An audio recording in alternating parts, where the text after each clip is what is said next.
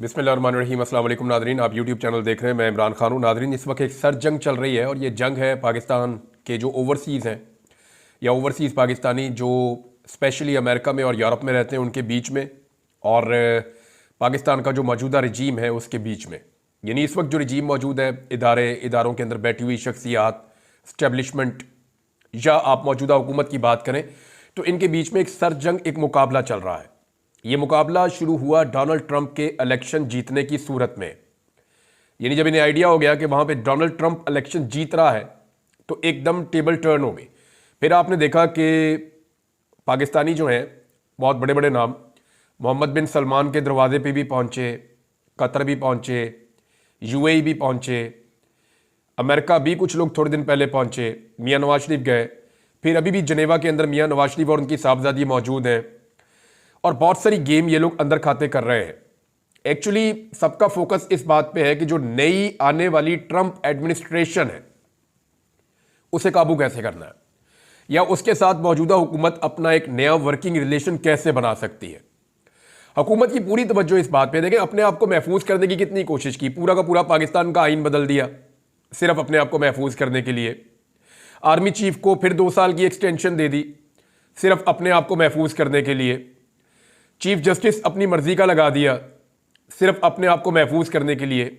एक बेतुकी किस्म की आईनी अदालत बना दी सिर्फ अपने आप को अपने इक्तदार को तूल देने के लिए, अपने आप को महफूज करने के लिए। तो अपने तहफ़्फ़ुज़ के लिए ये किसी भी लेवल तक गए हैं, लेकिन इनके सारे खेल में कहीं पे भी डोनाल्ड ट्रंप नहीं था, क्योंकि पाकिस्तान के जितने भी इस वक्त रजीम के अंदर मौजूद लोग हैं उन्हें पूरा यकीन था कि अमेरिकन एस्टेब्लिशमेंट को शिकस्त नहीं दी जा सकती, क्योंकि इन्होंने हमेशा अमेरिकन एस्टेब्लिशमेंट के आगे लेटना पसंद किया है। ख्वाजा आसिफ का स्टेटमेंट आपके सामने है। हम लोग बैठे हुए थे एक दिन जनरल बाजवा के साथ, और भी सहाफ़ी थे, तो मैंने ये सवाल कर लिया जनरल बाजवा से, तो जनरल बाजवा माइंड कर गए थे। मैंने उनसे कहा, जी कि आपके वज़ीर आज़म इमरान खान साहब ने कहा है कि हम अपने अड्डे नहीं देंगे या सहूलत फराहम नहीं करेंगे अमेरिका को किसी हमले के लिए, स्पेशली अफगानिस्तान में। तो अगर वो आते हैं और आपकी एयर स्पेस यूज करते हैं तो आप क्या करेंगे? तो जनरल बाजवा भड़क गए उसके ऊपर, कैसे रोके उन्हें, वो इतना ऊंचा उड़ते हैं। वो मुझे बताना शुरू हो गए कितने 1000 फुट की बुलंदी पे जो है अमेरिका जो है वो फ्लाई करता है, तो पाकिस्तानी तो इस काबिल ही नहीं है, हमारे पास तो वो टेक्नोलॉजी। इतने हारे हुए स्टेटमेंट दिए जनरल बाजवा ने, मुझे शर्मिंदगी होना शुरू हो गई। बल्कि मैंने वहां एक जुमला कहा था जिसपे शायद उन्होंने और माइंड किया कि सर हम तो जब से आए आप डरा ही रहे हैं हमें, कभी इंडिया से डरा देते हैं, कभी आप हमें अमेरिका से डरा देते हैं। तो ये अमेरिका से पाकिस्तानी या पाकिस्तानी एस्टेब्लिशमेंट की जान जाती है, ये सबको पता है कि ये उनसे डरते हैं। और इस वक्त जो कुछ पाकिस्तान में कर दिया गया है उसके बाद इनकी वैसे ही आसान खता है, ये वैसे ही परेशान है। तो अब एक तरफ पाकिस्तान की एस्टेब्लिशमेंट और पाकिस्तान की मौजूदा हुकूमत, ये पूरा रजीम मिलकर क्या कर रहा है, फैक्ट्स आपको बताने वाला हूं मैं। और दूसरी तरफ ओवरसीज पाकिस्तानी क्या करने वाले, ये भी मैं आपको बताने वाला हूं। ओवरसीज पाकिस्तानी भी स्लो नहीं हो रहा है। ओवरसीज पाकिस्तानियों को कौन सी चीजें इस वक्त जो उनके फोकस पे हैं वो मैं आपको बता देता हूं। नंबर 1, जो नई अमेरिकी हुकूमत है और जो ट्रंप एडमिनिस्ट्रेशन है, उनको उनके वादों के ऊपर कायम रखना इस वक्त ओवरसीज पाकिस्तानियों का सबसे बड़ा फोकस है। वो पाकिस्तान में होने वाली नाइंसाफियों और इंसानी हुकूक के खिलाफ वर्जियों से मुकम्मल तौर पर आगाही दे रहे हैं, और जो लॉबिंग की जा रही है अमेरिका में मौजूदा रजीम की जानिब से, पाकिस्तान में जो मौजूदा रजीम है उनकी जानिब से अमेरिका में जो लॉबिंग की जा रही है उसको भी वो काउंटर कर रहे हैं। अब ओवरसीज पाकिस्तानियों के पास हथियार क्या है? नंबर 1, जमहूरियत। नंबर 2, आज़ादियाँ इज़हार राय। नंबर 3, जबरी गुमशुदगियाँ जो पाकिस्तान में हो रही हैं। नंबर 4, जो सियासी इंतकाम पाकिस्तान में लिया जा रहा है। Number 5, rule of law Pakistan में बिल्कुल नहीं है। मैंडेट चोरी किया गया है पाकिस्तान में, इसके सबूत मौजूद हैं, आलमी रिपोर्टें मौजूद हैं। अदलिया पे जैसे मुकम्मल कंट्रोल किया गया है जिस तरह से आईनी तरमीम की गई, और जो डीप स्टेट या एस्टेब्लिशमेंट की जो बेजा मुदाखलत है सियासत में, इन सारी चीज़ों को लेकर, और साथ में जो डोनाल्ड ट्रंप का अपना एक इमरान खान से अपने साथ ताल्लुक है, ये वो चीज़ें हैं जिन पे ओवरसीज पाकिस्तानी फोकस कर रहे हैं। वो इन चीज़ों को जो नई एडमिनिस्ट्रेशन आ रही है उनके हर बंदे तक लेकर जा रहे हैं। दूसरी बात यह है कि डोनाल्ड ट्रंप का एक बड़ा करीबी साथी है रिपब्लिकन में, तो जुल्मे खलीलजाद के हवाले से अब उनके स्टेटमेंट्स भी आ रहे हैं। वो पाकिस्तानी एस्टेब्लिशमेंट को और पाकिस्तानी हुकूमत को खौफजदा भी कर रहे हैं। जुल्मे खलीलजाद को ट्रंप के टाइम पर इस रीजन में अहम रिस्पॉन्सिबिलिटी मिली हुई थी। जो बाइडन के टाइम पे आपको फिर पता है बाद में डोनाल्ड लू आ गया था। तो अब जुल्म खलीलजाद को दोबारा से इस रीजन में अगर कोई रिस्पॉन्सिबिलिटी मिल जाती है डोनाल्ड ट्रंप की जानिब से, तो ये पाकिस्तान के लिए, क्योंकि वही एक आदमी पूरे पाकिस्तान को फिर कंट्रोल करता है, यानी एक आदमी जो इस खित्ते के बारे में बातचीत करता है या इसके बारे में रिपोर्टिंग करता है व्हाइट हाउस को, वही आदमी फिर सारे रीजन को कंट्रोल कर रहा होता है। और इनमें से किसी में इतनी जरूरत नहीं है कि उसको ना कर सके। ये इमरान खान था जिसने कहा था एब्सोल्युटली नॉट, और ये सारे मानते हैं कि हमारे अंदर इतना टप्पड़ नहीं है या हमारे अंदर इतनी जरूरत नहीं है कि हम खड़े होकर किसी भी अमेरिकन को या किसी थर्ड क्लास अमेरिकन को भी हम ये कह सकें कि एब्सोल्युटली नॉट। ये इमरान खान ही कर सकता था, ये वो बरमला कहते हैं, खुलकर कहते हैं। अब इस वक्त जो पाकिस्तान का मौजूदा रजीम है वो किन चीज़ों पे फोकस करके काम कर रहा है, मैंने ये इकट्ठा कर लिया, और जो डाटा है ये मैं आपको जो दे रहा हूं ये फैक्ट्स की बुनियाद के ऊपर है कि ये लोग क्या कर रहे हैं। ये जो अमेरिका की नई ट्रंप एडमिनिस्ट्रेशन आ रही है ये उसके साथ एक वर्किंग रिलेशन बनाना चाहते हैं और हर तरह की मदद ढूंढने के लिए तैयार है और उसके लिए कोई भी कुर्बानी देने के लिए भी तैयार है। नई इंतजामिया के साथ कोई डील हासिल करना चाह रहे हैं। फोकस किन चीज़ों पर किया अभी तक इन लोगों ने, अभी जहां तक ये पहुंचे हैं वो मैं आपको बता देता हूं। नंबर एक, इन्होंने कोशिश की ओवरसीज पाकिस्तानियों से मदद हासिल करने की। स्पेशली इन्होंने उन ओवरसीज पाकिस्तानियों से राब्ता किया जिनके कुछ इंटरेस्ट पाकिस्तान में भी है, लेकिन ओवरसीज पाकिस्तानियों की जानिब से जितने राब्ते इन्होंने अब तक किए हैं या इनकी तरफ से जो लॉबिस्ट हायर किए गए उन्होंने जो ओवरसीज पाकिस्तानियों से राब्ते किए हैं वहां पे तो हुई है पाकिस्तान के मौजूदा रजीम को नाकामी। नंबर दो, इन्होंने लॉबिस्ट हायर किए हैं जिसके लिए पाकिस्तानियों का $15 लाख इन्होंने रख दिया है और $6 लाख जो है वो अदा कर दिया गया है, जबकि अभी इसमें $9 लाख मजीद अदा किया जाएगा। जो लॉबिस्ट हायर किए हैं उन्होंने भी अपनी लॉबिंग के लिए, उनको कम्युनिटी की जरूरत थी, तो कम्युनिटी में उनको बंदे ही नहीं मिल रहे जो जाएं और जाकर उनके लिए लॉबिंग करें। नंबर तीन, मोहम्मद बिन सलमान से और दीगर जो अरब हुक्मरान हैं उनसे राब्ते किए गए, क्योंकि अमेरिकन पाकिस्तान को डायरेक्ट कंट्रोल नहीं करते।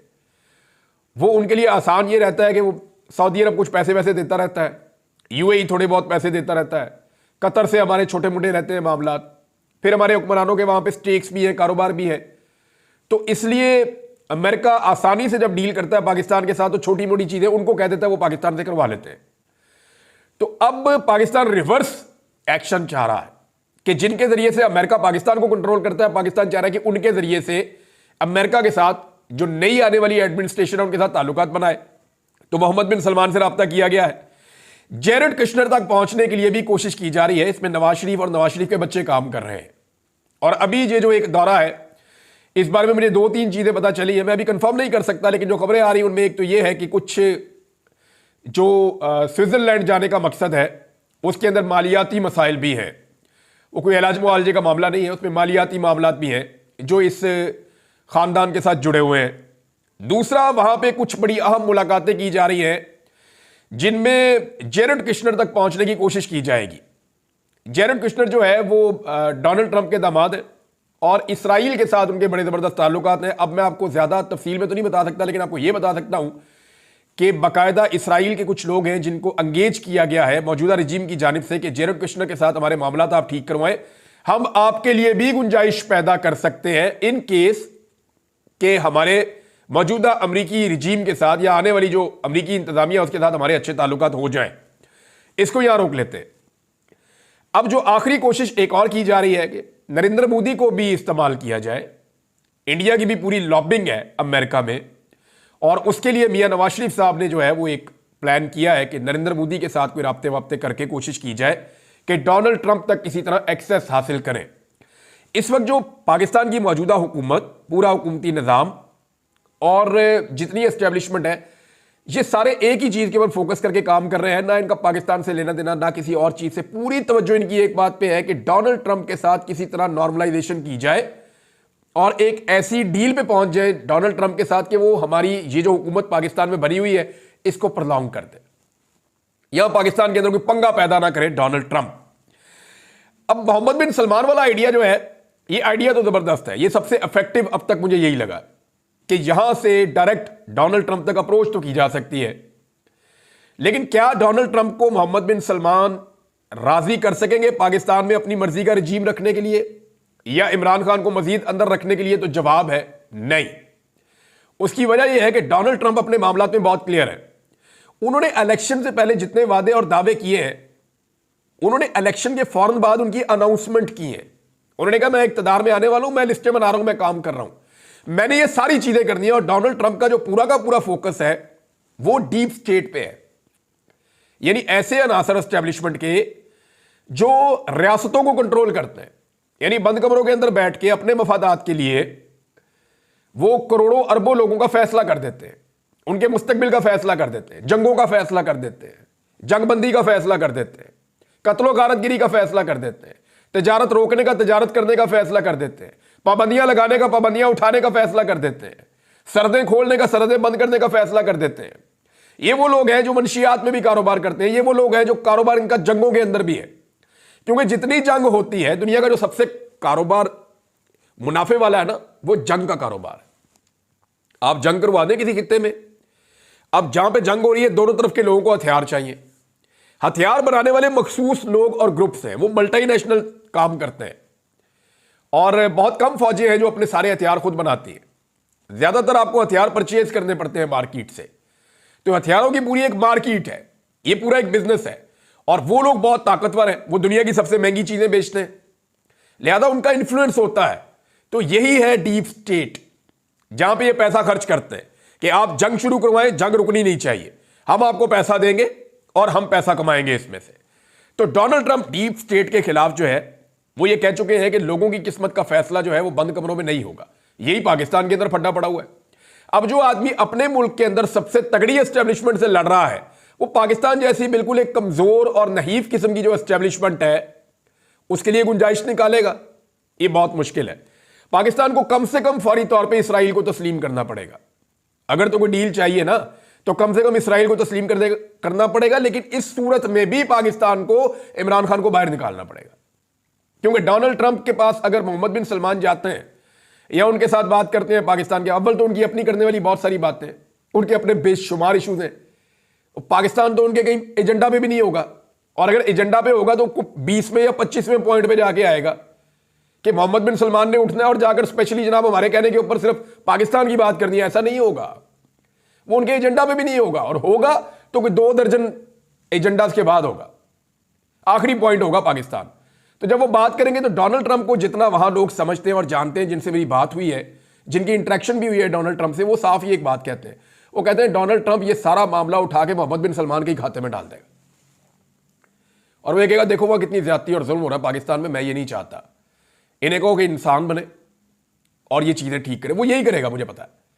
और ये ऑब्वियस है, उसका स्टाइल भी यही है कि अगर उसके बाद एक आदमी रिक्वेस्ट लेकर आएगा, हो गया ठीक है, इसको जाके उनको बोलो कि चीजें ठीक करें।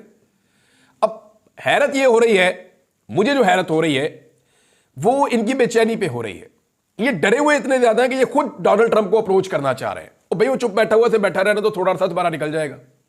ये जाके खुद डोनाल्ड ट्रंप को वक्त से पहले अप्रोच कर रहे हैं ताकि अगर उसके दिमाग में ये चीजें देर से आएगी तो फौरी तौर पे आ जाए, और फायदा कोई नहीं होगा, क्योंकि वो डीप स्टेट को शिकस्त देना चाहता है और ये उसके लिए एक मौका है।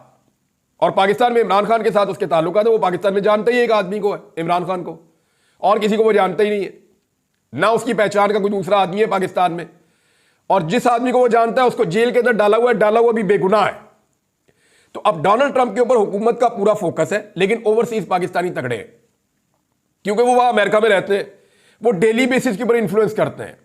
और एक अजीब चीज जो मुझे ओवरसीज पाकिस्तानियों ने बताई, उन्होंने ये बताई कि जी सिर्फ पाकिस्तानियों ने नहीं बात की इमरान खान की, यहां पे बेशुमार ऐसे मुसलमान रहते हैं जिन्होंने डोनाल्ड ट्रंप को वोट किया, डोनाल्ड ट्रंप की जीत में उनका किरदार है, और उन सब ने इमरान खान की बात की है।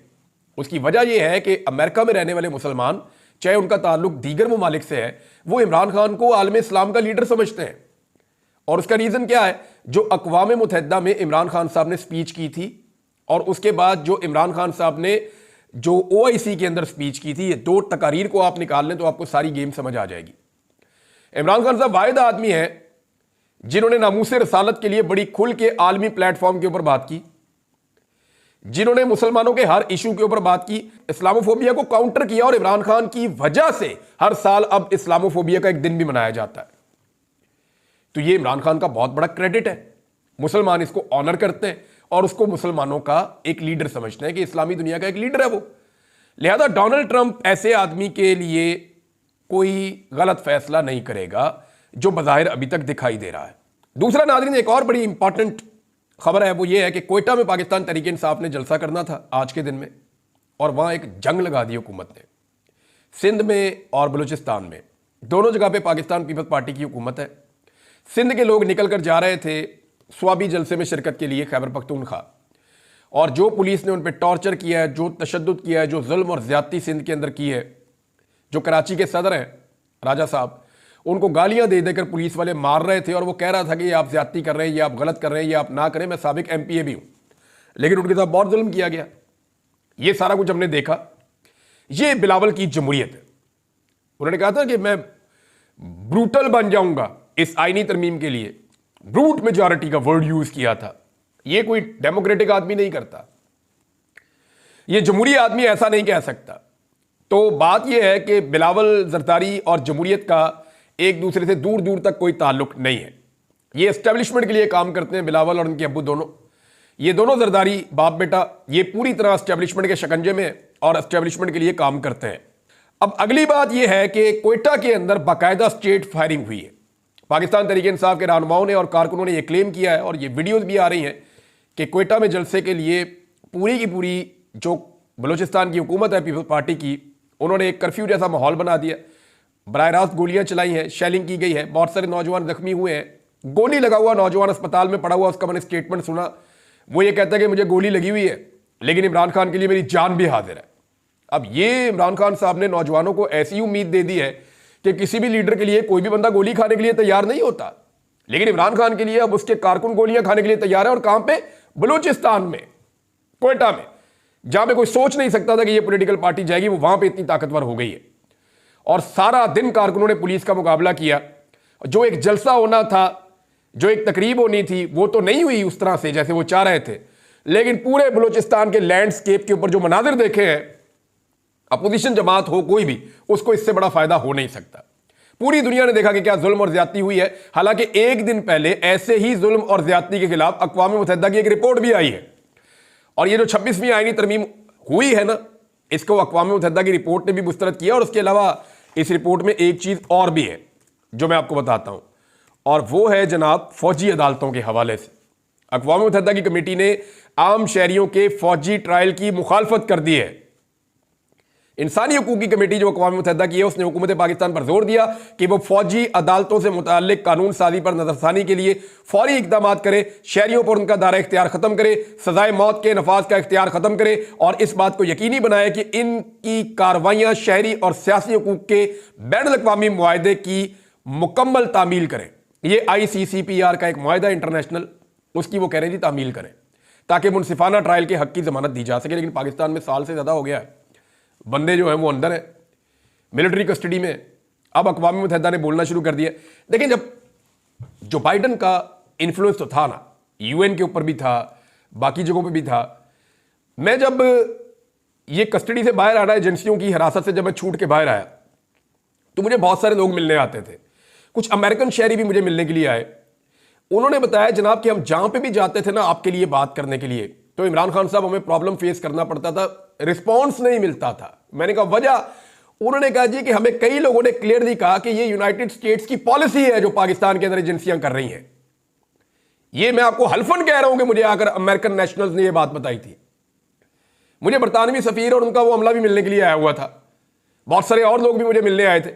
बड़ा क्लियरली वो लोग बता रहे थे, और वो मुझे बाकायदा जो बरतानवी सफारत खाना है उसके लोगों ने मुझे ये कहा था कि आप बोलना बंद कर दें, आप ये छोड़ दें, आप फिलहाल रुक जाएं, क्योंकि ये सारा गेम इंटरनेशनल जो एक लॉबिंग है उसके तहत पाकिस्तान में खेला जा रहा था, जिसमें पाकिस्तान के इदारे और एजेंसियां इन्वॉल्व थी। लेकिन अब क्योंकि वहां पे हुकूमत बदल गई है तो पॉलिसी बदल गई। अब अक़वाम मुत्तहिदा ने अपनी लाइन तब्दील कर दी है। आने वाले दिनों में पाकिस्तानी हुकूमत के लिए, एस्टेब्लिशमेंट के लिए बहुत मुश्किलात बढ़ेंगी। फैक्ट्स हैं आपके साथ शेयर करता हूं अगले वीलॉग में। अब तक के लिए इतने ही। अपना ख्याल रखिएगा, अपने इस चैनल का भी। अल्लाह हाफ़िज़।